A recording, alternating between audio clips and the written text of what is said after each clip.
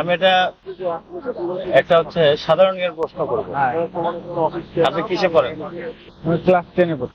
Class 10। আচ্ছা, যাই হোক, সাধারণ জ্ঞান প্রশ্নটা হচ্ছে, আপনি যে বিড়ি খাচ্ছেন, হ্যাঁ এই বিড়ি সেই বিড়ি না কিন্তু। হ্যাঁ এই বিড়ি হচ্ছে বাংলাদেশ রাইস রিসার্চ ইনস্টিটিউট। হুম। এটা কোথায় অবস্থিত? তো বলতে ক্লোজেন ক্লো আচ্ছা, যাই হোক, আমি বলি, এটা হচ্ছে গাজীপুরে অবস্থিত। আচ্ছা, এটা কিভাবে মনে রাখা যায়? এটা মনে রাখার টেকনিক কি, যে সবার জন্য মনে থাকে একবারে? চিন্তা ভাবনা করে তারপর বলতে হবে। আচ্ছা, 30 সেকেন্ড টাইম দেওয়া হলো, আপনি চিন্তা করেন। এটা আমার মনে হয় সবার সবার কাছে আর কি ছড়া দিলেই সবচেয়ে বেশি ভালো হয়। অনলাইনের মাধ্যমে ছড়া দিলে এই জিনিসটা সবাই মনে রাখতে পারবো, বা ভিডিওটা সবাই দেখলে জিনিসটা সবার মেমোরির ভিতরে থাকবে। সেটা বুঝলাম, কিন্তু এটা কিভাবে মনে রাখা যায়? মনে রাখার একটা টেকনিক বলা যাবে? ওরা আইডিয়া আসে?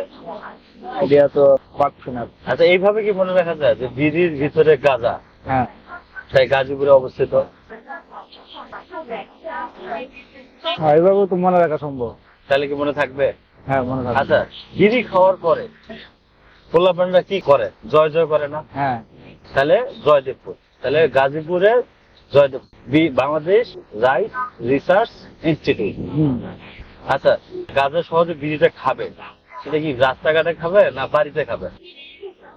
রাস্তাঘাটে খাইলে দেখা যায় রাস্তাঘাটের পরিবেশ নষ্ট হয়, আর বাড়িতে থাকলে দেখা যায়। বাড়িতে এটা তো গোপনে খায় না? হ্যাঁ হ্যাঁ গোপন। তাহলে বাড়িও হচ্ছে জয়দেবপুর গাজীপুরে অবস্থিত, BARI। হুম। মনে থাকবে? জি মনে হয়। আর ভুল হবে না তো? না না ভুল হবে না। আচ্ছা, এখন দর্শকদের উদ্দেশ্যে বলবো যে এর চেয়ে যদি আরো কোনো সহজ উপায় থাকে আপনাদের কাছ থেকে, তাহলে আপনারা অবশ্যই কমেন্টসে জানাই দিবেন যে এটা আরো কত সহজে করা যায়।